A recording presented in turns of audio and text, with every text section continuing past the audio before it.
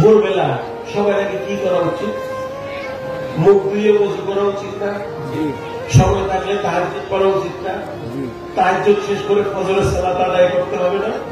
ফরজের সালাত আদায় করে আল্লাহর জিকির করতে হবে না? আকিমুস সালাত লিযিকরি ইন্নাস সালাতা তানহা আনিল ফাহশাই ওয়াল মুনকার। নাকি শয়তান নিয়ে ঘুরতেছেন? না। হ্যাঁ, শয়তান নিয়ে কাঁধে ঘুরবেন না, নাকি আল্লাহর ফেরেশতা কাঁধে নিয়ে ঘুরতেছেন? তাইলে সালাত আদায় করতে হবে।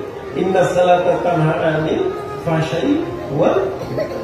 শয়তানকে তাড়িয়ে দিতে হবে ঘুম থেকে। গেট আউট, বের হয়ে যা।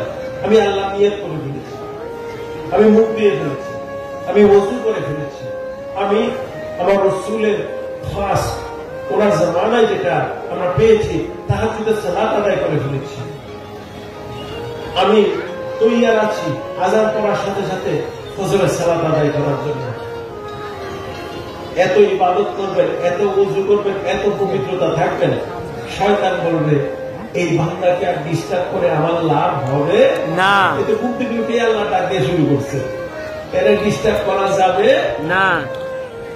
আবার কিছুক্ষণ পরে শয়তান আসবে ডিস্টার্ব করতে, আবারও বলবেন গেট আউট, কারণ আমি এখন ওযু করে যোহরের সালাত আদায় করব।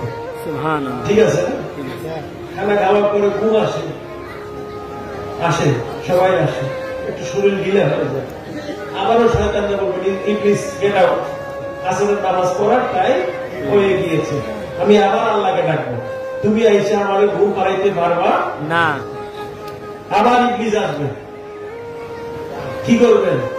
মাগরিবের সালাত হয়ে গেছে।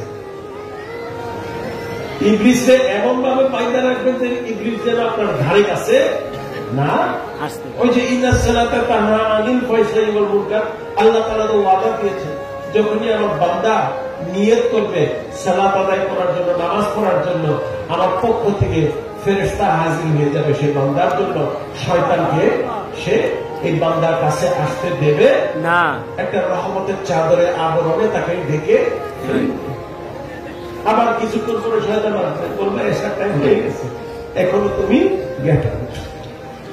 আবার এখানে আইসা শয়তান, মিস্টার ইবলিস তুমি কোন সুবিধা করতে পারবা না, আমি আল্লাহ রাস্তা ছেড়ে দিয়েছি, নামাজ পড়া শিখে গিয়েছি, নামাজ আমার পড়তে হবে, আমি নামাজ পড়ব, তুমি এখানে এসে কোনো সুবিধা করতে পারবা না। তারপরে এশার সালাত পড়লেন, তারপরে যদি কিন্তু নফল ইবাদত বন্দেগী করতে চান করবেন, কোনো সমস্যা নাই। আর মেজবান্ডারিরা বাবাই কি শিখাই দিয়েছে, শয়তান দাঁড়ানোর ওষুধ দিয়ে দিছে না, সব কাজ শেষ করে জিকির করতে করতে ঘুমিয়ে যাবে, আল্লাহ ডাকতে ডাকতে ঘুমিয়ে যাবে। শয়তান বলবে একটু কোনো মারাত্মক জায়গায় আসছি রে বাবা, আমি কতক্ষণ পর দেখি আমরা খালি ঠেক দিতেছে, ঠিক আছে না? যেই জায়গায় আপনি সিকিউরিটি দিয়ে দিয়েছেন, যেই জায়গায় আপনি নিরাপত্তা তৈরি করেছেন, সেই জায়গাতে কি চোর ডাকাত আসবে না?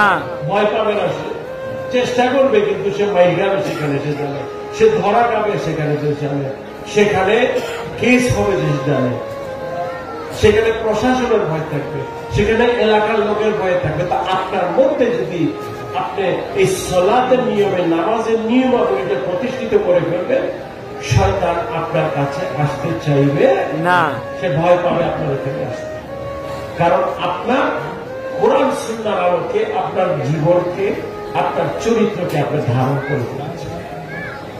নামাজের কোনো বিকল্প নাই।